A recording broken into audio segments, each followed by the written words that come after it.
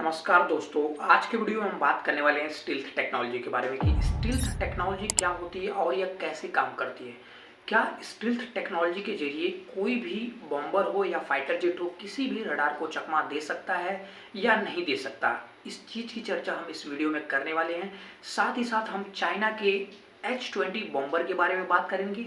साथ ही साथ हम जो अमेरिका का सबसे खतरनाक बॉम्बर कहा जाता जो कि अमेरिका ने 90 के दशक में बनाया था, जिसे B-2 बॉम्बर कहा जाता है, क्या यह इतना खतरनाक है कि यह कह सकते हैं कहीं दूर तक हमला करने में सक्षम है, या कह सकते हैं इसकी रेंज बहुत कम है। इन सभी बातों की चर्चा हम इस वीडियो में करने वाले हैं। साथ ही साथ हम ये भी जानेंगे कि स्टील्थ टेक्नोलॉजी को कैसे डेवलप किया जाता है। क्या स्टील्थ टेक्नोलॉजी को डेवलप करना बहुत ही मुश्किल होता है या बहुत ही आसान होता है। तो इन सब चीज़ों के बारे में हम इस वीडियो में चर्चा करने वाले हैं, तो लास्ट तक हमारे साथ बने रहिए।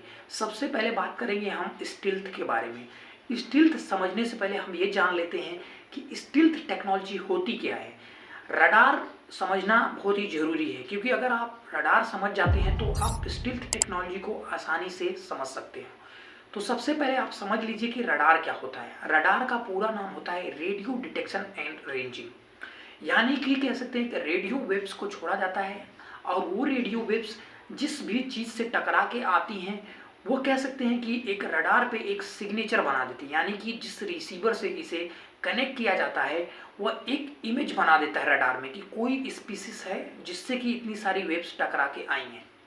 तो सिंपल सा लॉजिक है, यानी कि मोटे तौर पे समझा जाए तो बहुत सारी वेव्स को छोड़ा जाता है और ये वेव्स जहाँ पे टकराती हैं, फाइटर जेट हो या कोई बॉम्बर हो या कह सकते हैं कोई हेलीकॉप्टर हो, तो जिससे ये टकरा के आएंगी, जितने एरिया से टकरा के आएंगी ठीक वैसा ही छाप रडार पे आ जाता है उतने साइज का, जिससे कि हम पता कर लेते हैं कि कोई भी विमान आ रहा है या कह सकते हैं कोई पक्षी है।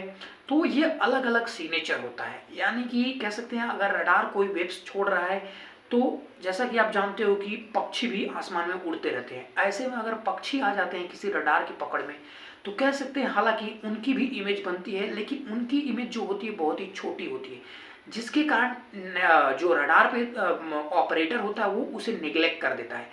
तो जो स्टील्थ फाइटर जेट होते हैं ये अपने आप को एक पक्षी इतने साइज की कर लेते हैं। ये भाई कैसे कर लेते हैं थोड़ा वो समझते हैं। स्टील्थ टेक्नोलॉजी को डेवलप करने के लिए तीन चीज़ों को समझना बहुत ही जरूरी है। स्टील्थ टेक्नोलॉजी में हम क्या करते हैं कि जो रडार की जो वेव्स आ रही हैं उससे हम एब्जॉर्ब कर लें या कह सकते हैं उन्हें रिफ्लेक्ट कर दें।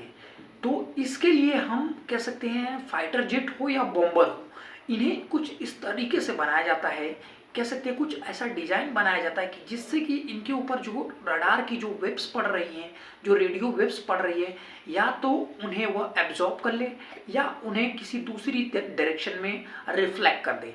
तो इसके लिए जब स्टील्थ बॉम्बर या कह सकते हैं स्टील्थ फाइटर जेट बनाया जाता है तो इसके लिए इन दोनों बातों का ध्यान रखा जाता है कि हम जो फाइटर जेट बना रहे हैं वह पूरी तरीके से जो वेव्स को है एब्जॉर्ब कर सकता है कि नहीं कर सकता है, साथ ही साथ यह जो वेव्स है उसे रिफ्लेक्ट कर देता है कि नहीं।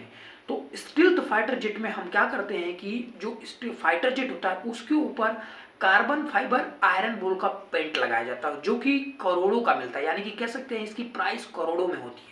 और इस पेंट की जब किसी भी फाइटर जेट या बॉम्बर के ऊपर पेंट किया जाता है तो ये क्या करते हैं कि किसी भी जो रेडियो वेव्स है उसे यह आसानी से एब्जॉर्ब कर लेते हैं।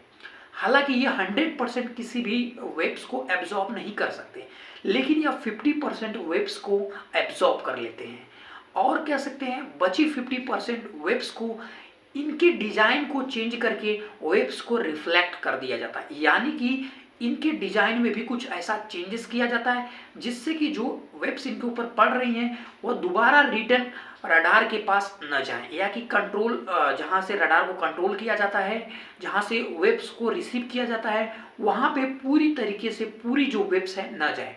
तो 50% एब्जॉर्ब कर लिया जाता है और 20% वेव्स को उसके डिजाइन के जरिए रिफ्लेक्ट कर दिया जाता है, जिससे कि जो इमेज बनता है रडार पे बहुत ही छोटा सिग्नेचर बनता है, जिससे कि रडार खुद कंफ्यूज हो जाता है कि यह फाइटर जेट है या कह सकते हैं कि यह कोई चिड़िया है या कह सकते हैं कोई पंछी है।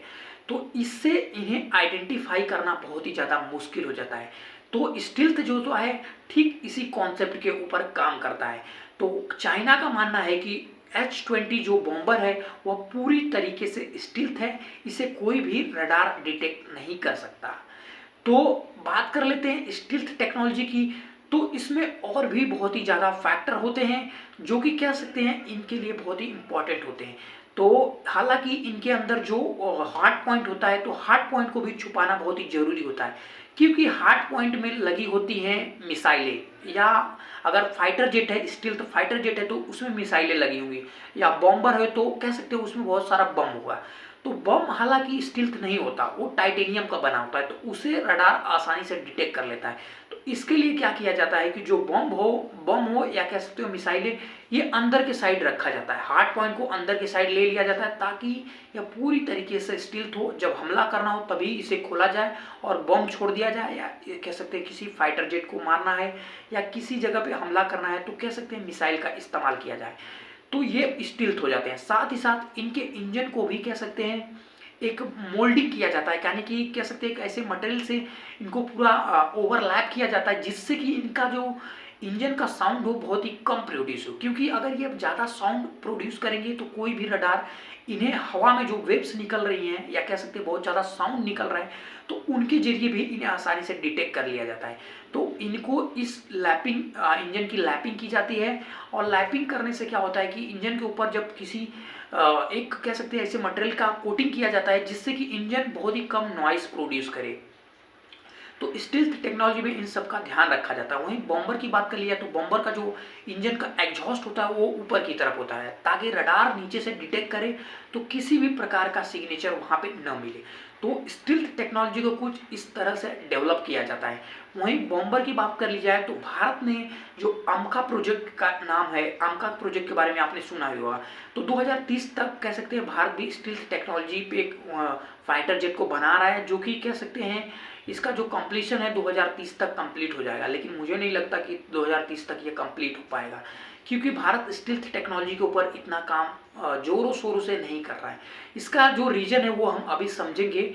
उससे पहले हम समझ लेते हैं कि आखिर भारत जो है, ये जो प्रोजेक्ट है वह 15,000 करोड़ का प्रोजेक्ट है, जो कि 2030 तक इसे कंप्लीट कर लिया जाएगा। लेकिन सबसे बड़ा कंसर्न ये है कि भारत आखिर स्टिल्थ टेक्नोलॉजी पे काम क्यों नहीं करता। उसके रीजन है इसका कॉस्ट। हालांकि आपने देखा होगा कि हाथी को खरीदना बड़ी बात नहीं, हाथी को पालना बड़ी बात होती है। वैसे ही स्टिल्थ टेक्नोलॉजी को डेवलप करना या स्टिल्थ फाइटर जेट बनाना बड़ी बात नहीं होती, उसे मेंटेन करना बहुत ही बड़ी बात होती है, और इसका मेंटेनेंस कॉस्ट बहुत ही ज़्यादा हो जाता है। क्योंकि अगर आप एक स्टिल्थ फाइटर जेट को मेंटेन करते हैं तो आप उस स्टिल्थ फाइटर जेट के जरिए कह सकते हैं कि आप उतने ही कॉस्ट में आप 2 फाइटर जेट खरीद सकते हो।